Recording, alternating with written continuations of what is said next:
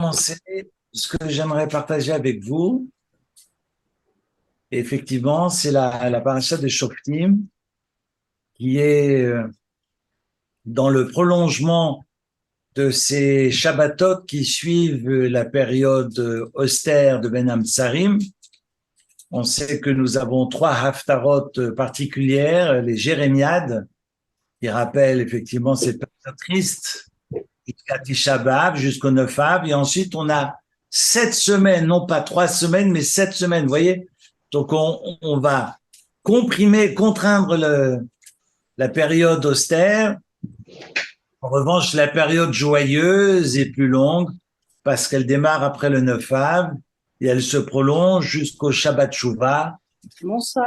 euh, entre Rosh Hashanah et Kippour. Rev Tov les Koulam.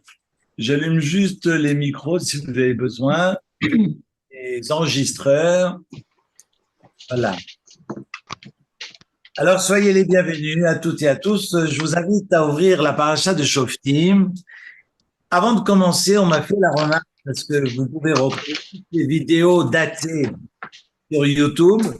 Le problème, c'est qu'à chaque fois, c'est marqué Talmud Torah, parce que j'appelle ça le Talmud Torah pour adultes, parce que je suis un étudiant au Talmud Torah pour adultes, comme nous tous. Et je mets seulement les dates. En fait, il manque les thématiques, parce que si vous avez envie d'écouter quelque chose auquel vous n'avez pas assisté, vous êtes obligé finalement d'écouter les 80 ou les 90 enregistrements qu'il y a sur YouTube. Et c'est pas très futé de ma part. En fait, il faudrait que je mette les thèmes. Et si on a un sujet sur lequel on prend le temps d'expliciter le lundi soir, il faudrait reprendre ce titre sur la vidéo en question pour que le jour où vous vous retrouvez devant YouTube, vous savez de quoi on cause et ça vous permet finalement de faciliter la procédure. J'ai envie, alors évidemment, il va falloir que je réécoute les 80 enregistrements, je crois qu'il y en a, mais il va falloir que je renomme. C'est la bonne nouvelle à Sarah qui n'est pas là ce soir, mais il faudrait que je renomme toutes ces vidéos. Mais bon, alors je ne sais pas si vous les avez déjà réécoutés, si vous avez eu l'occasion de réécouter des enregistrements par le passé. S'il y a une date auquel vous avez assisté, vous voulez réécouter, ça vous permet effectivement de retrouver la date sur YouTube. Mais en fait, quand on arrive comme ça sur le site, sur la chaîne, et qu'on a toutes ces vidéos sous les yeux, c'est de savoir où mettre le nez. Alors voilà, j'ai une lourde tâche qui m'attend. Il va falloir, durant les prochaines vacances, c'est-à-dire, je ne sais pas, mais il va falloir renommer toutes ces... Il y en a plus de 80, je crois, sauf erreur. Bref, revenons aux choses un peu plus sérieuses. Le temps avance. J'aimerais partager avec vous la paracha de Shoftim. J'aimerais, en dehors de mes versets qui est célèbre, Shoftim Shotrim, les juges et les policiers que vous passerez devant vous, en tous les cas dans vos villes, Bechol Sha'ar, ce sont les portes. Il y a les portes de la ville. Donc, la ville en tant que telle, il faut installer des bâtés d'inim, il faut installer des tribunaux pour que ce ne soit pas le chaos. Mais il faut aussi, pour que ce ne soit pas le chaos à l'intérieur de nous, que à nos portes, et nous avons 7 portes sur notre visage, 7 orifices entre la bouche, les oreilles, le nez et les yeux, eh bien, ce sont des policiers. J'ai ce flic, ce policier qui me dit halte là lorsque j'ai une cuisse de porc qui s'approche de ma bouche. J'ai mes lobes des oreilles qui me rappellent que je ne peux pas tout entendre. La même chose pour les yeux, la même chose pour le nez.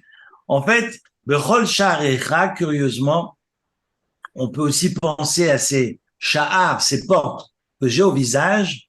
Cette symbolique de 7 n'est pas anodine et on retrouve cette symbolique dans bon nombre d'exemples mentionnés dans la Torah et également dans les téphilines, c'est-à-dire ces objets de culte, ces phylactères que je pose tous les matins. Et on sait que sur la tefila, on dit tefila pour le singulier de téphilines. Les téphilines, ce sont ces objets noirs, ces phylactères, ces objets de culte que je mets tous les matins dans ma prière matinale. Et la tefila, c'est-à-dire que je pose sur ma tête et de chaque côté de la tefila, il y a la lettre Shin qui est en, j'allais dire concave, qui est en volume, qui ressort en relief. Et sur un Shin, il y a 4 branches, et sur l'autre Shin de l'autre côté, il y a 3 branches. Curieusement, on retrouve ces 7 branches, ces 7 sha'aricha, à même les téphilines. C'est-à-dire que cette symbolique de 7 est importante. On sait que 7 représente, c'est j'allais dire une entièreté. Le 8 représente le dépassement de ces 7 jours de la semaine. Quand on parle de 8, c'est souvent fait référence au temps messianique, eschatologie. Et donc, ces shoftim, ce sont ces juges, pour autant que la bouche émette des idées soient justes, parce que quand la bouche se fourvoie, vous enlevez la lettre P de chauffette, il reste choté. Choté, c'est la folie, c'est le chaos. Donc, il faut veiller à émettre, à s'exprimer de manière juste, raison pour laquelle nous dirons à la fin du Rishon, et même au début du Rishon, c'est marqué Tzedek, Tzedek, Tirdof, au verset 20, la justice, tu poursuivras. Regardez le verset 20 du chapitre 16. Les man tiri, afin que tu vives, et que tu prennes possession de la terre que l'Éternel ton Dieu te donne. Les man tiri, curieusement, c'est pas marqué la justice. Une fois, c'est marqué tzedek, tzedek, la justice dans la justice. Parce que je peux être juge, je peux établir une justice, mais qui est une justice intéressée parce que j'ai reçu une enveloppe et donc je vais favoriser le condamné qui m'a gracieusement... et donc on sera peut-être dans une justice qui n'est pas juste. Et la fin ne justifie pas tous les moyens. Le chemin le plus tzedek pour atteindre le tzedek. Le tzedek dans le tzedek. Quand on est dans la tzedaka, d'ailleurs, quand on parle de charité, on se rend compte que la charité ne traduit pas la tzedaka, parce que la tzedaka, c'est la justice. Faire ce qui est juste lorsque je pourvois, lorsque je soutiens, je fais ce qui est juste. D'ailleurs, on sait bien que l'argent s'appelle en hébreu zouzim, et zouz vient du verbe bouger. Ça bouge, parce que si ça ne circule pas, ça ne sert à rien. Ça va, ça vient. Et comme disait Coluche, et quand ça vient, ça va. Mais non, c'est pas ce que je voulais dire. Mais ça va, ça vient. C'est en mouvement. Et donc, on est dans quelque chose qui est évidemment salutaire. Je dois être dans le tzedek, je dois être dans l'équitable, je dois être dans ce qui est juste, dans la justesse et non pas la justice.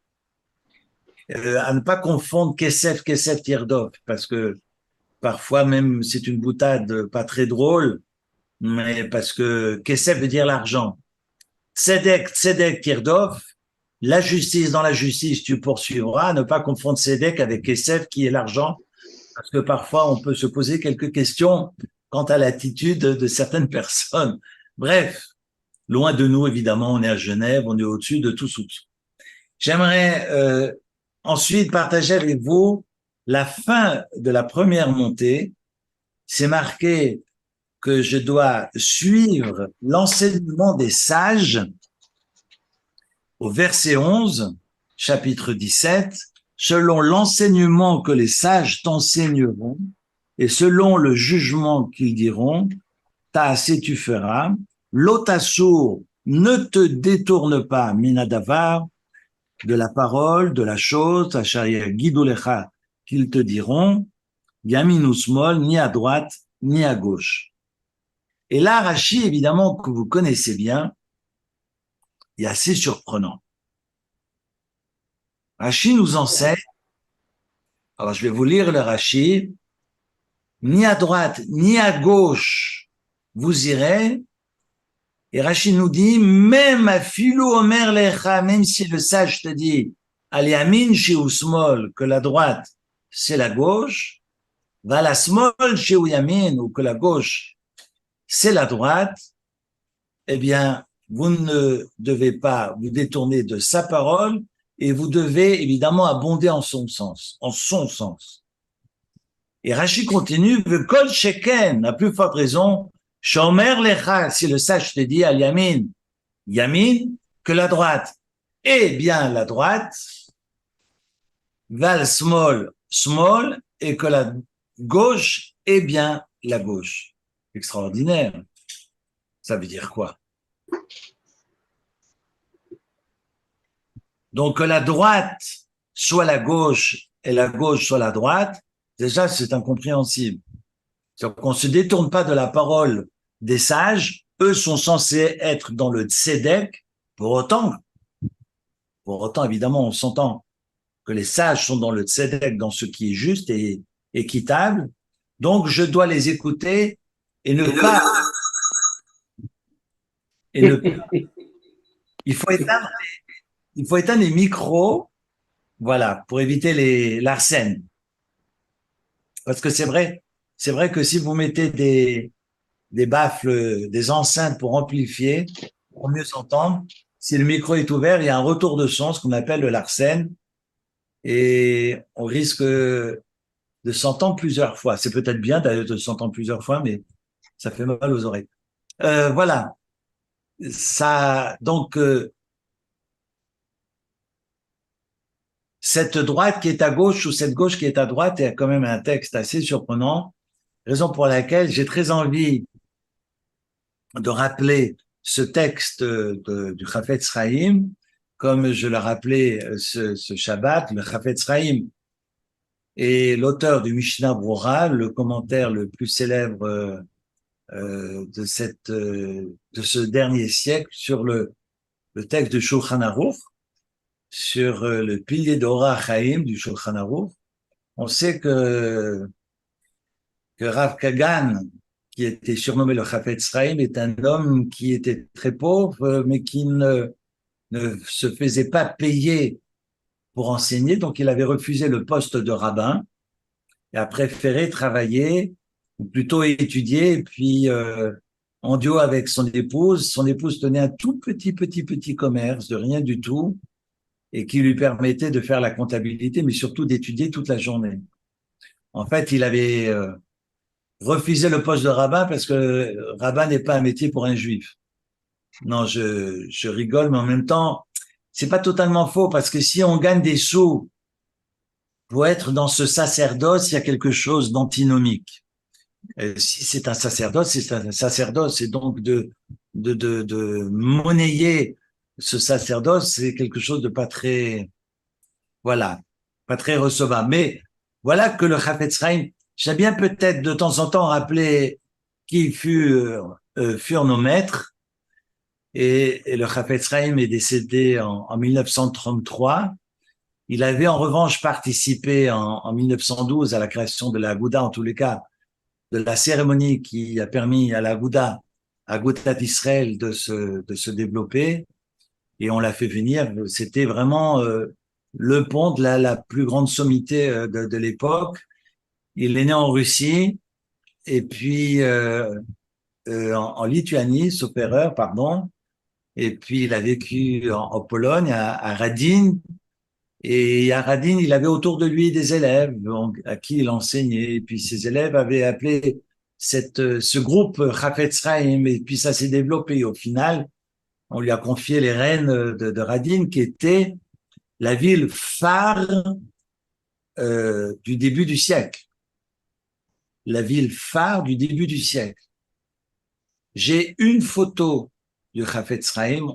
Il existe des films d'ailleurs sur le Chafetz Chaim, sur sa venue à la cérémonie de la Agudat Israël. Vous pouvez retrouver sur YouTube. Mais j'ai une photo où, quand il est passé, un an avant son décès à la Yeshiva d'Aix-les-Bains, et dont Rav Chakin est l'élève du Chafetz Chaim. Rav Chakin a été le maître d'Aix-les-Bains pendant pratiquement tout le siècle dernier. Voilà, c'est juste pour expliquer qui était le Chafetz Chaim. Chafetz Chaim ne mangeait rien. Et sa femme, avec les quelques piécettes qu'elle gagnait la journée, allait ramasser les miettes chez le boulanger, et le boulanger lui donnait les miettes pour les quelques pièces, et donc elle faisait la soupe tous les soirs avec ça. Jusqu'au jour où elle avait rien gagné, donc elle a juste fait de l'eau. La soupe, c'est-à-dire de l'eau avec des miettes. On s'entend. Et ce soir-là, elle avait que l'eau, elle n'avait pas les miettes du boulanger. Et le Chafetz Chaim s'est fâché, mais c'est pas fâché contre sa femme. C'est fâché contre le Satan. Il lui a dit, toi, Satan, tu croyais m'arrêter dans mon étude? Ah ben, détrompe-toi. Il a hurlé au ciel en disant, Satan, tu croyais m'arrêter de par cette misère en m'empêchant de manger ce soir? Ah ben, détrompe-toi, je continuerai à étudier et j'étudierai davantage.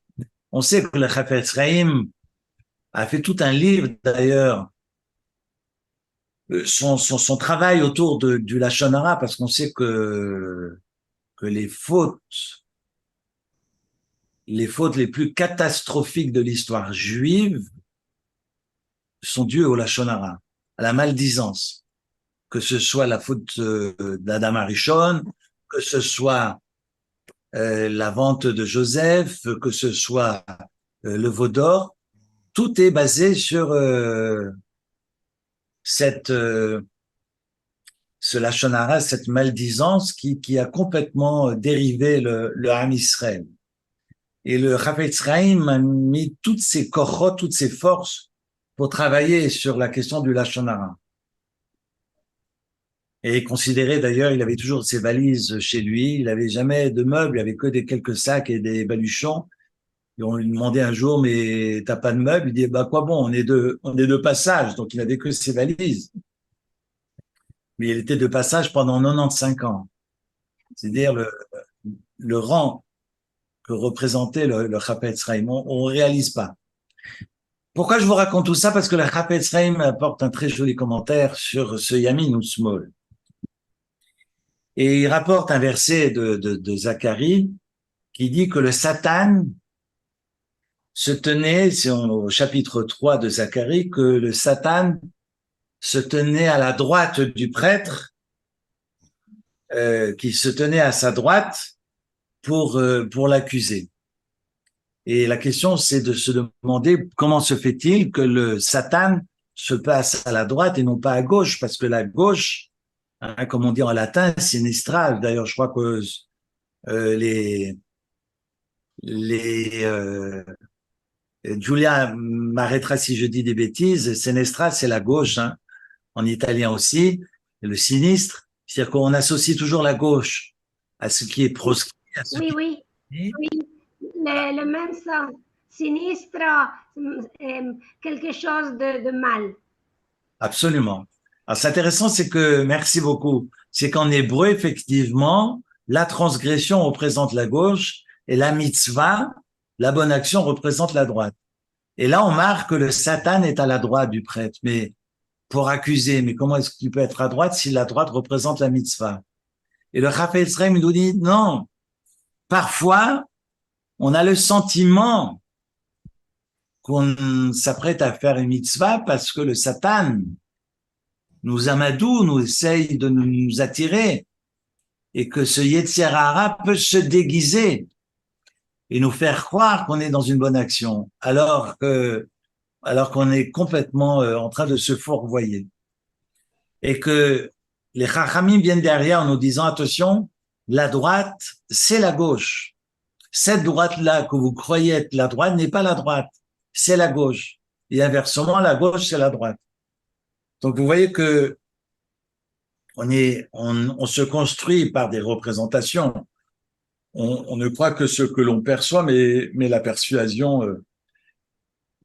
ce qu'on appelle la létéria, c'est que on ne croit que ce que l'on voit, mais on se trompe en permanence. Raison pour laquelle, pour le Chafetz Chaim, il est important de ne pas se fourvoyer et de faire confiance en la parole des sages. Raison pour laquelle,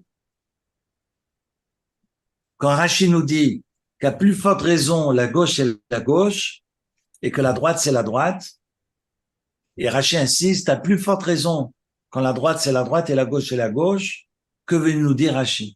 Le Chafetz Chaim explique, et pour moi je trouve la lecture colossale, c'est que parfois on veut se diriger correctement, sauf que les moyens qu'on utilise sont des moyens tortueux. Je donne un exemple tout bête. Je vais aller voler pour faire de la tzedaka. Donc, je vise une mitzvah, mais le chemin que j'emprunte est un chemin qui est faux, qui est injuste. Un exemple tout bête. Je joue les religieux et je me choquelonne, comme on dit, à la synagogue. Dehors, je vole et je trompe. Et donc, je pense qu'en allant prier, je vais être absous, je vais être reconnu par le ciel. Et nos sages nous enseignent, si tu vas aller à droite, eh bien, c'est la droite que je dois emprunter. Donc, la fin ne justifie pas les moyens. Raison pour laquelle Rachid insiste. Si nos sages nous disent que la gauche c'est la droite ou la droite c'est la gauche, il faut les entendre et accepter. Et de la même manière que la droite est la droite et la gauche est la gauche. Voilà un sujet qu'on retrouvera évidemment. Sachez que les parachiotes, alors c'est vrai que la paracha de Shoftim a plus ou moins 40 mitzvot, je crois 41. Il y en a un peu plus, il y en a, sauf erreur, autour de 75, 73, non 75 dans la paracha de Ki Teitzei. On est sur des sections de la Torah euh, qui sont lourdes de mitzvot. On en a pratiquement autant dans ce 5e livre de la Torah que dans tout le reste de la Torah. C'est dire que sur ces dernières parachiotes où Moshe va évidemment nous rappeler à l'ordre, nous rappeler nos erreurs passées, et puis surtout nous préparer, nous armer pour embrasser la terre d'Israël, comment je leur donne du sens. Évidemment, je pense, quand je parle de sens dans le sens de Frankel, quel sens je vais donner à mon chemin, quel est le sens de ma vie, de ma famille, de mon mariage, de mon travail. Je suis très souvent confronté à des personnes qui sont en dépression par le travail, qui ne trouvent plus du sens à ce qu'ils font. Et je crois qu'on est dans des textes très, très forts, pas seulement dans notre rapport au monde, mais également dans nos présences au monde, mais également dans notre rapport à nous-mêmes. Comment la paracha, par exemple, de Shoftim, où j'évoque ces policiers intérieurs, hein, on parle de ces policiers intérieurs dans les textes de Bettelheim, vous savez, parce que quand un enfant naît, on va jouer les policiers, on lui dira ne touche pas à la prise. Mais l'enfant aura maturé, l'enfant aura grandi lorsque ces policiers ne sont plus des épiphénomènes, mais sont intérieurs à lui-même, sont à l'intérieur de lui. Hein, je vous apprends rien.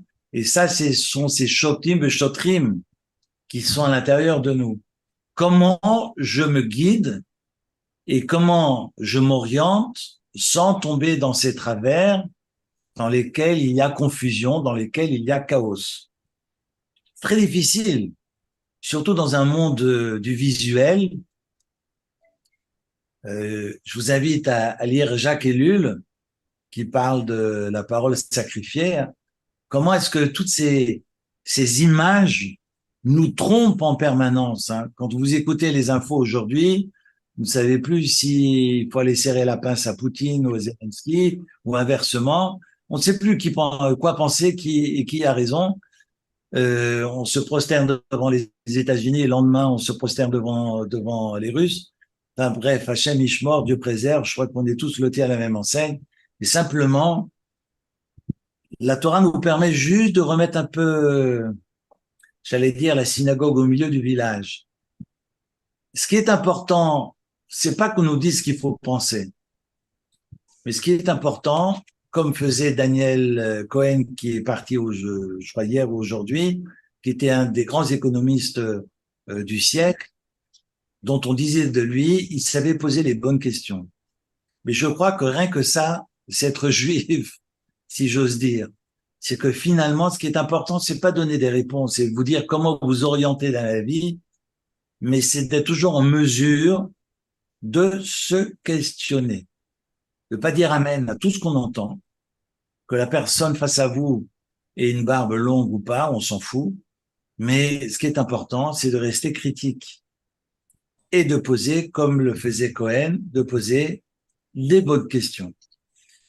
Donc, je suis pas là pour donner des réponses, mais je suis là pour, entre autres, hein, et moi le premier, je dois me poser des questions. On doit rester critique pour rester finalement, pour recouvrer une certaine autonomie de pensée. Parce que la Torah est là pour me permettre de devenir évidemment humble.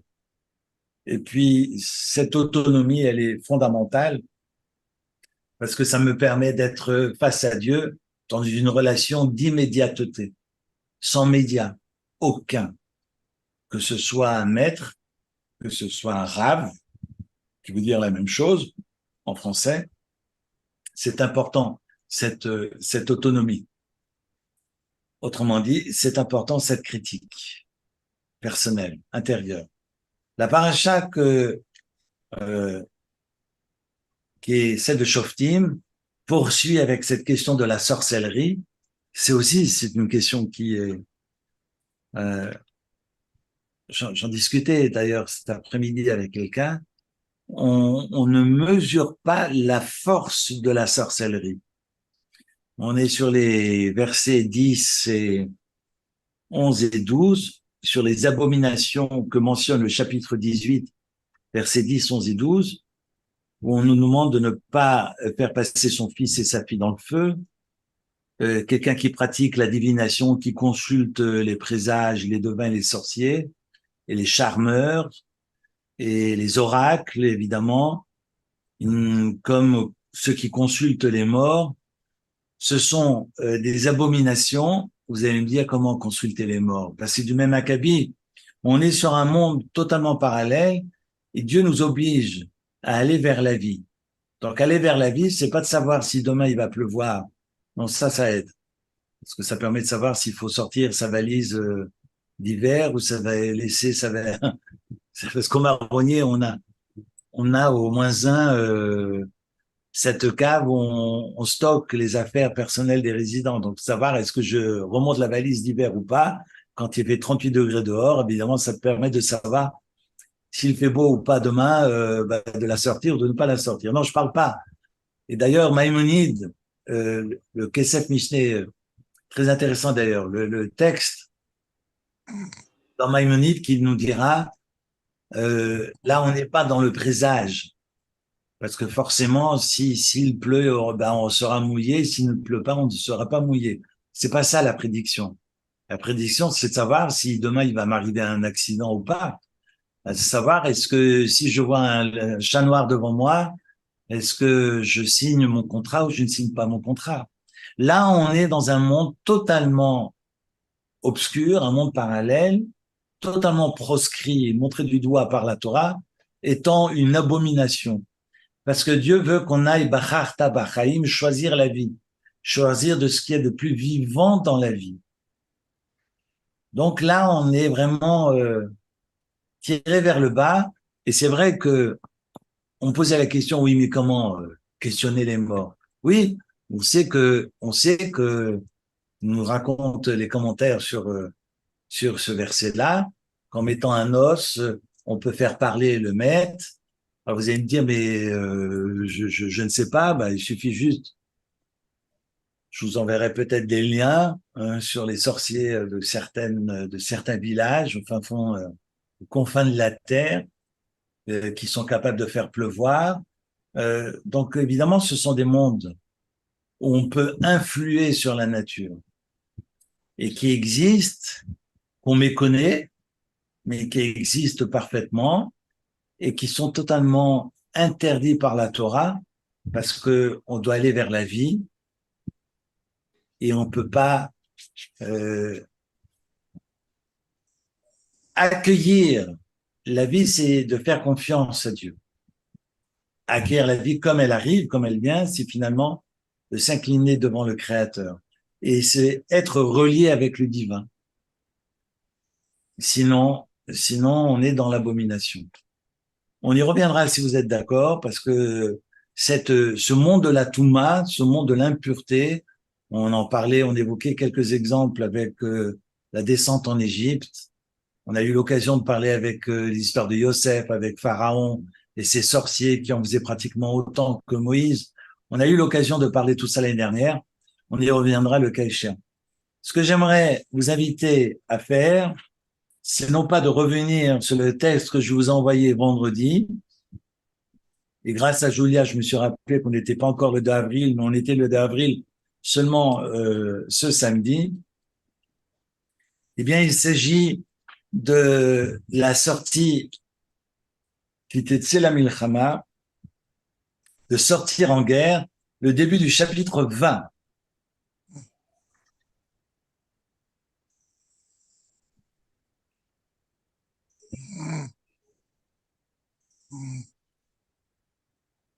Alors, évidemment, vous allez me dire, mais la Torah est loin de toute cette violence. Évidemment que la Torah est loin de toute cette violence. Mais ça n'a pas empêché Abraham, même s'il était dans l'amour et dans le chesed, personnifié et accueilli tout un chacun du matin au soir et du soir au matin, de livrer bataille contre les 5 rois pour libérer son neveu Lot. Ça n'a pas empêché Jacob de se préparer à accueillir les 400 hommes qu'accompagnaient Ésaü. Les 400 hommes qui accompagnaient Ésaü, c'était pas pour faire du tricot avec le couteau entre les dents qui voulait couper en saucissons alsaciens Jacob et les siens. Et donc Jacob va se préparer de 3 façons. C'est le début de la paracha de Vaïshlach. Il va essayer de l'amadouer en lui offrant des cadeaux. Il va prier et puis il va se préparer à la guerre, le cas échéant. Et donc on dit que Jacob est prêt à livrer bataille. Comme on voit Josué qui est obligé de batailler contre Amalek. Moïse va lui dire, choisis-nous Bachar lanu Anashim, et on sait que Anashim, ce sont les tzadikim, les plus justes parmi les justes, qui devront faire la guerre contre Amalek, parce qu'Amalek a touché au trône céleste, et c'est la fin, juste après la sortie et la traversée de la mer Rouge, c'est la fin de la section de Béchalach, avant le commandement, et on voit Josué, mais qui est Josué? Est-ce que c'est un jeune homme qui fait ses cours de kung-fu et de MMA du matin au soir? Pas du tout. C'est un homme qui est assis dans la tente de Moshe, son maître, et qui passe sa journée à étudier, qui passe sa vie à étudier auprès de Moshe Rabbeinu. Et Moshe lui dit, je te demande de fermer ton livre, de fermer ta Gemara, ton Talmud, et d'aller prendre les armes et de faire la guerre contre Amalek. Est-ce que Josué hésite un instant? Non, il accepte. On va le voir plus tard dans la conquête d'Israël. Alors, il y a une manière de conquérir le pays. C'est marqué que d'abord, on demande le shalom. Et si en face, on ne veut pas le shalom, on sera obligé de livrer bataille. Mais ce n'est pas une bataille, on n'ira pas agresser les gens, mais on ira se défendre parce que la personne ou les peuples en face ne veulent pas faire la paix. Raison pour laquelle aujourd'hui, on ne parle pas d'une armée sans faire de politique, aucune. On ne parle pas d'une armée d'agression, mais une armée de défense. Sahal est l'abréviation de Tzva Hagana Israël, armée de défense d'Israël. C'est important. Ce He, Sahal, les premières lettres, Tzva, armée, Hagana, de protection, les Israël. Donc, on peut pas être des fanatiques complètement violents et complètement excités de la même manière. Ça n'existe pas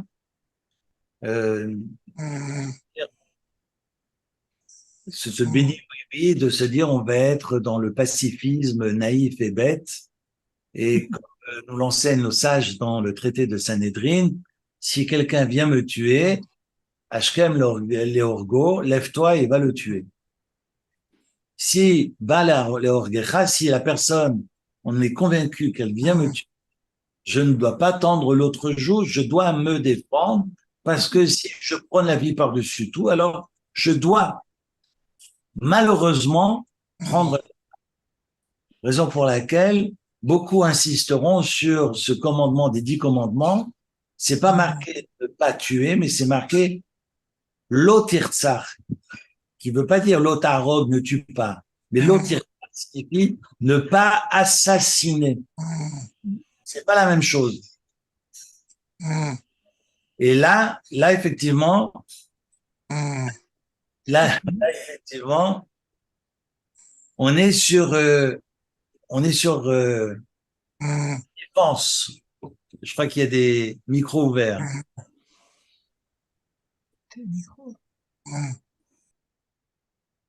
Je crois qu'il y a des micros ouverts.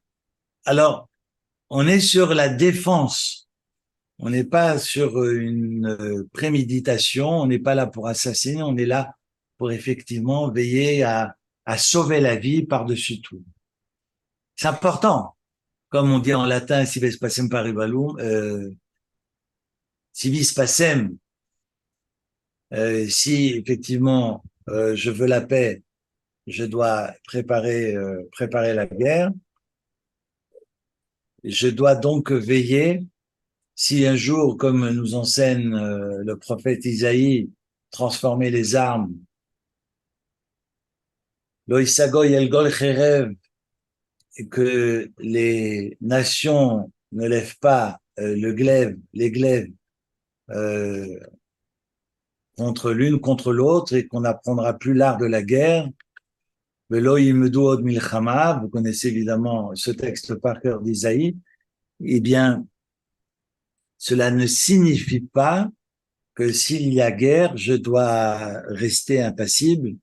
Et comme nous avertit fortement le prophète Obadiah, qui était un converti et qui connaît les nations, qui demande, on est dans le premier chapitre d'Obadiah, d'ailleurs il n'y a qu'un seul chapitre dans tout Obadiah, vous relisez les prophètes, il fait partie des derniers prophètes, et 12 petits prophètes, il n'y a qu'un seul chapitre à 21 versets, sauf erreur de ma part, et dans ce 10e et 11e verset, il demande Alta Amod, ne reste pas impassible devant le malheur d'autrui, sachant, et là il parle de Édom, qui est venu participer aux hordes babyloniennes. Vous savez que la Babylonie va envahir la Judée, et puis les descendants d'Ésaü, Édom, se frottent les mains et veulent contribuer au massacre des Judéens. Et le prophète Obadiah, qui avait connu les prophètes, qui avait reçu, sauf erreur, d'après certains, le prophète Élie, et qui avait compris la vérité de la Torah et qui a voulu embrasser effectivement la tradition juive, il a prophétisé en personne, il a demandé à ne pas être impassible, indifférent au malheur d'autrui. L'ota mode, surtout ne reste pas debout devant le malheur de ton frère, et il nous apprendra qu'il faudra effectivement participer, contribuer au salut de la nation. Le chapitre donc 20 commence par un passage extraordinaire. Et c'est là-dessus que je voulais prendre quelques minutes avec vous. C'est marqué, quand tu sortiras en guerre contre ton ennemi,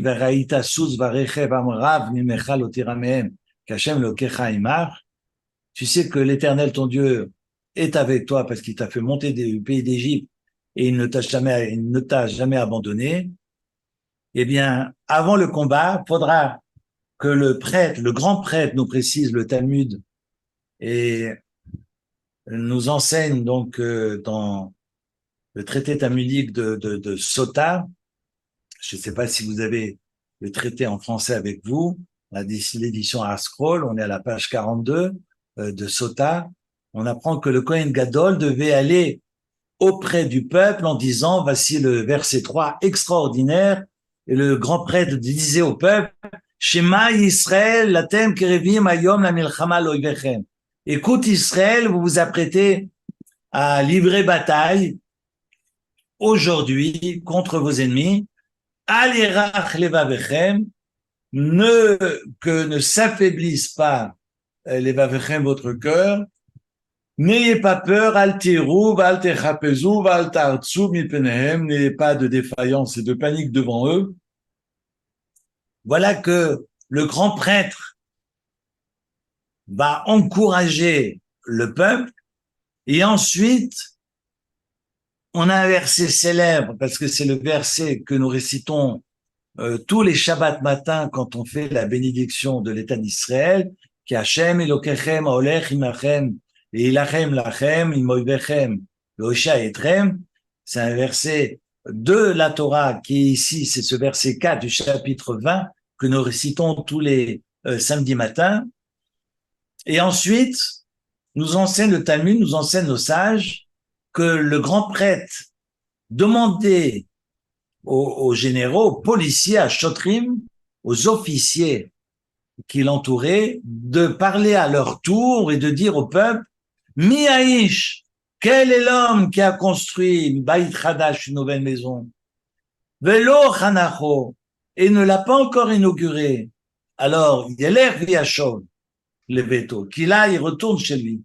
De peur, Penyamut Bamilchama Bishache Yachnechenu, de peur qu'une autre personne l'inaugure à sa place. Et curieusement, nous enseigne le texte que les Shoterim, les officiers, à la demande du grand prêtre, demanderont à ceux qui ont une maison encore à inaugurer, à ceux qui ont une vigne qui n'a pas encore été inaugurée, mais l'ochilelo, qui n'a pas rendu profane, en tous les cas, qui n'a fait aucun prélèvement et qui ne peut pas encore en consommer le vin. Et puis également, Miaïch Asherera Sisha, qui s'est fiancé avec une femme, Velol Lekacha, qui n'a pas consommé, pardon, et qui est n'a pas encore été totalement marié, et de peur qu'il ne meure sur le champ de bataille et que quelqu'un d'autre, Veishacher Yikachena, et qu'un autre homme ne la prenne. Voilà 3 demandes. D'ailleurs, c'est un ordre curieux. Certains sages comme Maïmonide diront que peut-être que lorsqu'on s'apprête, j'allais dire, à devenir autonome dans la vie, il faut d'abord penser à Baït, à son intériorité, et ensuite on parle de la vie, Kerem, c'est le travail, et ensuite Isha, c'est la famille. Il y a comme un ordre. Alors évidemment, aujourd'hui, on fait parfois les choses dans le désordre, parce que s'il faut attendre d'avoir une situation pour se marier, ben parfois on se marie jamais. Et ça, c'est mon idée que je partage. Mais vous dire, voilà que les shoterim, voilà que les officiers nous demandent à celles et ceux qui ont encore des inaugurations à célébrer d'entrer, de ne pas partir à la guerre. Vous allez me dire, il s'agit de toutes les guerres, et effectivement, on sait dans le texte de la Torah qu'on fait ce distinguo entre ce qu'on appelle une guerre obligatoire et une guerre facultative. La guerre obligatoire, c'est Melchamet Mitzvah. Certains diront il n'y a pas de guerre, pas toutes les guerres sont sales, parce que la guerre qu'on appelle Melchamet Mitzvah n'est pas sale. Je ne suis pas d'accord, mais bon, on ne peut pas être d'accord avec moi. Je pense que toutes les guerres sont sales, parce que le sang de mon ennemi n'est pas moins rouge que le mien. Donc là-dessus aussi, j'ai mis quelques réserves. Mais voilà que la Torah fait en tout cas le distinguo entre une guerre facultative et une guerre obligatoire. La guerre obligatoire, c'est la guerre contre Amalek, où Dieu me demande d'effacer le souvenir d'Amalek. C'est un mot qui est lourd, qui est très très chargé. Il faut pas tuer Amalek, il faut même l'effacer, effacer son souvenir. C'est dire l'importance de ce rapport avec avec un peuple qui est venu attaquer le trône céleste, qui a attaqué les plus faibles, les plus démunis, qui étaient derrière Bazanab, qui était à la queue du peuple. Et on est juste en train de sortir d'Égypte, on n'est pas encore mature, on est à peine dans ces balbutiements du début de cette constitution de la nation. Et Amalek, on a le devoir dans la Torah d'effacer son souvenir et de ne pas oublier de l'effacer. De ne pas oublier, ah, c'est intéressant parce qu'il y a quelque chose de tout à fait contradictoire, parce que c'est marqué ne pas oublier, puis c'est marqué effacer. Et si j'efface, le souvenir, je peux pas, j'oublie quoi, parce que je l'ai effacé de ma mémoire. Et c'est intéressant parce que c'est marqué, souviens-toi d'effacer, et puis n'oublie pas. Enfin bref, on y reviendra parce que c'est la paracha de la semaine prochaine. C'est la fin de Kitetse. Mais voilà que on a cette guerre contre Amalek et Melchemet Mitzvah, on a la guerre contre les peuples, les 7 peuples, et puis ces guerres de défense. Là-dessus, tout le monde doit partir.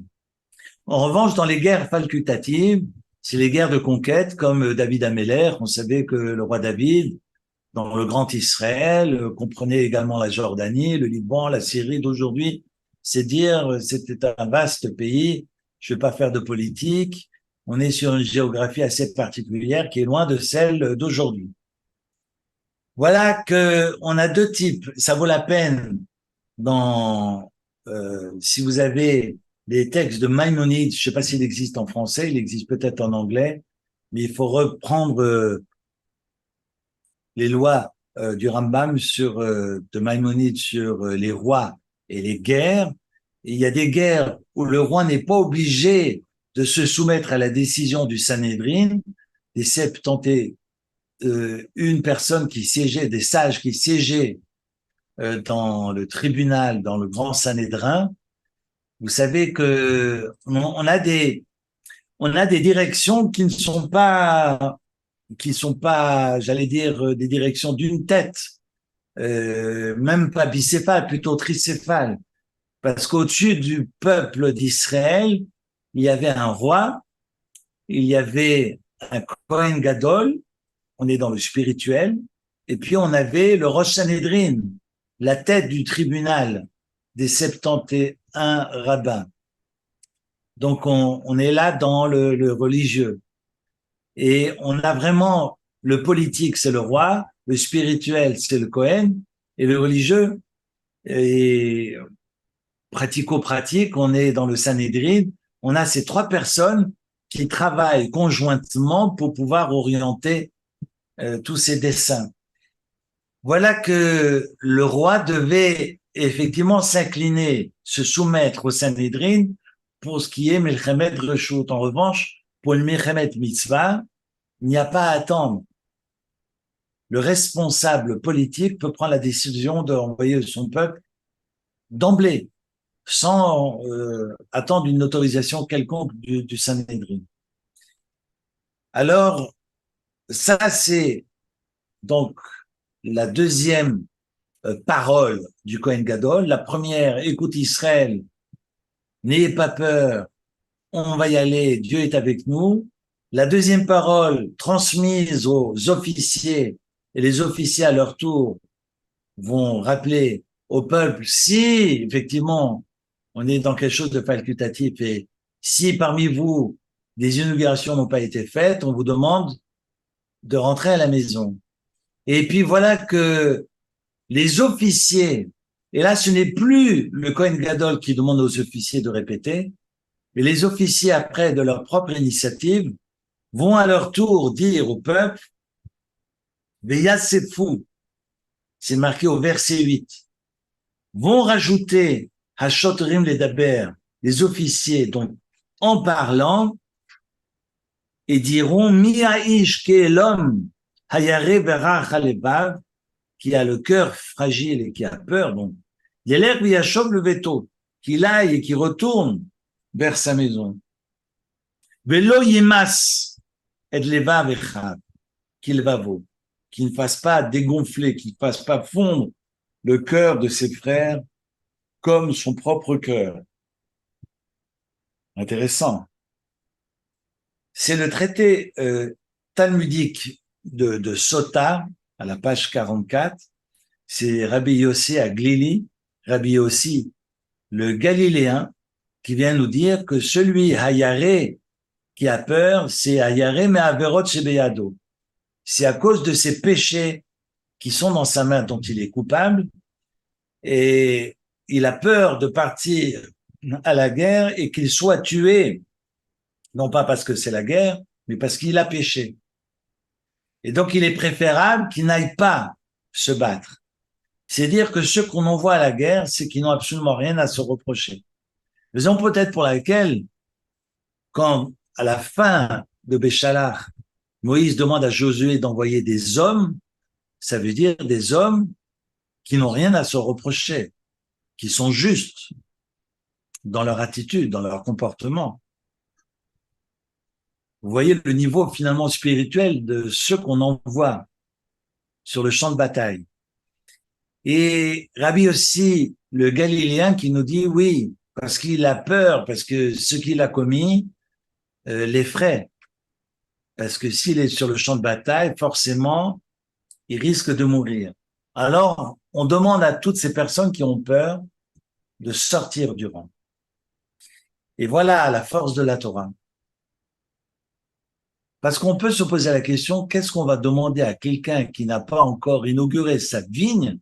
C'est quoi son problème? Il n'a pas encore goûté son raisin? Qu'il goûte du vin de son raisin maintenant ou qu'il en goûte dans un mois, Mazem Chané, ça change quoi? Il n'a pas goûté de ses raisins maintenant, il va les goûter plus tard. So what? T'as pas fini de construire ta maison ou bien tu n'as pas t'as pas fait la crémaillère. Et alors? Alors, t'as pas bu le champagne, tu vas attendre un mois pour boire le champagne.